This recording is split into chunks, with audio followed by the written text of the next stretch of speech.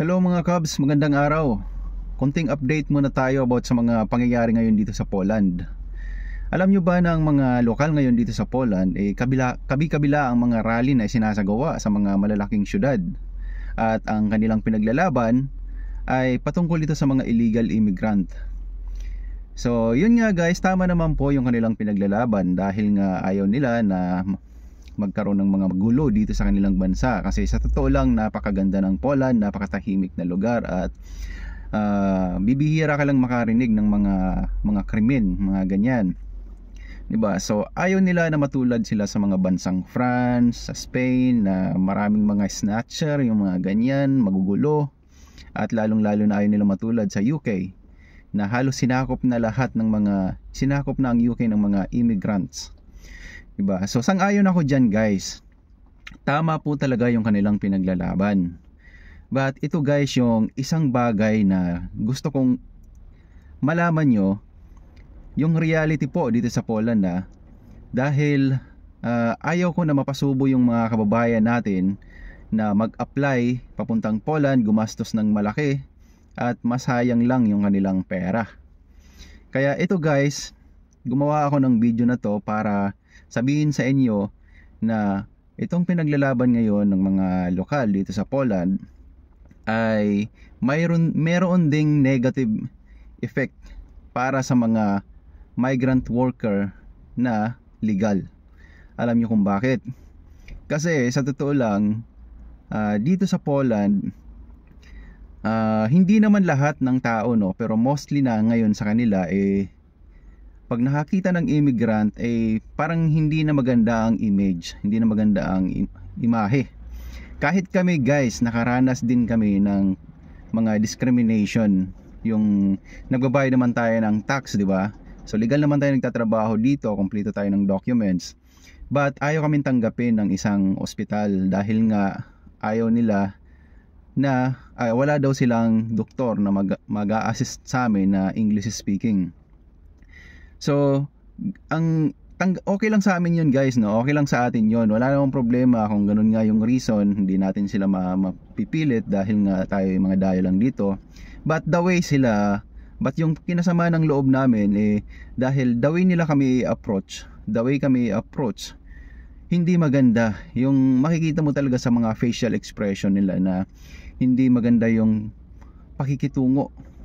Ito guys, linawin ko hindi lahat ng mga lokal dito. Meron din naman kaming mga kaibigan na lokal dito na mababait at nakakaintindi sa sitwasyon nating mga immigrant worker dito sa Poland. Pero ang sinasabi ko ngayon sa inyo guys na yung mga pagrarally-rally nila about sa mga illegal immigrant, apektado rin po pati yung mga legal na mga immigrant.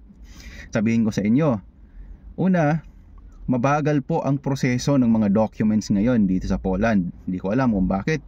Pero isa sa mga naisip ko dahil ngayon sa ayaw na nila tumanggap halos ng mga immigrant worker. Pangalawa, meron po tayong mga kababayan dito sa Poland na nakapangasawa ng mga lokal. Nag-a-apply sila ng bank account para makapag-open ng bank account. Pero hindi sila pinapayagan. So siguro sa mga kadahilanan na nasira din yung reputasyon nating mga Pilipino or mga migrant worker dahil may mga record po sila dito na tumatakas pagkatapos mag-loan sa bangko. Diba? So hindi rin natin sila masisisi about dyan. But ang problema ganito, damay-damay. Pati yung mga nasa tamang proseso nadadamay. So ito yung point ko guys, ito yung point ko. Doon sa mga mag-a-apply na papunta dito sa Poland, ngayon nga pahirapan po kumuha ng visa. Tapos nabalitaan ko guys na in-announce sa ABS-CBN na dyan sa Pilipinas, nabalitaan ko nito lang mga few days ago lang na hiring daw ng around 10,000 katao, mga skilled worker at saka semi-skilled worker, hiring daw ang Poland. So ito lang ang masasabi ko dyan guys sa hiring na yan, no? Marami kasing mga nakapending na mga application ng ating mga kababayan. Yung mga matatagal, no, maabot na ng 1 year, 2 years pa nga yung iba Pero hanggang ngayon hindi pa rin nakakakuha ng visa appointment. At hindi pa rin sila nagkakaroon ng visa working visa para makapunta dito sa Poland. So guys, isipin nyo to guys, ayoko na mapasubo kayo, ayoko gumastos kayo, mangutang kayo, pumunta dito na para lang makapunta dito sa Poland, tapos wala namang palang kasiguraduhan, di ba? So ayokong mang-hype katulad nung ginagawa ng iba, ayokong mang-hype. So gusto ko sabihin sa inyo yung kung anong totoong sitwasyon dito sa Poland para ito sa ating mga kababayan at hindi sila mapasubo. Advice ko para sa mga gustong makapunta dito sa Europe, hindi lang naman kasi Poland ang pwede nating pag-applyan, di ba? Guys, ulit, hindi ko kayo dinidiscriminate, pero kung mag-a-apply kayo papuntang Europe, kasi maraming opportunity nga dito, di ba?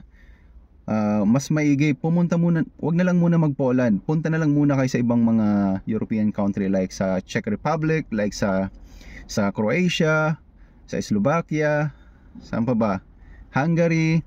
Yung mga lugar na yan, ngayon guys, marami din silang hiring. So i-try nyo lang, but kung manggagaling kayo sa Pilipinas guys, manggagaling kayo sa Pinas, doon po kayo maghanap ng mga agency sa website ng Department of Migrant Workers or DMW website. Doon po makikita nyo yung listahan ng mga legal na agency na nag-hire papuntang Europe countries. At huwag po kayo basta-basta maniniwala na tatawagan nyo lang online, transaction nyo online. Mas maigi po puntahan nyo ng personal yung kanilang mga opisina. Okay? So, yun lang guys ang ating video. I hope nakatulong po ito sa inyo, na ma-enlighten kayo. Maraming salamat sa panonood. See you next time.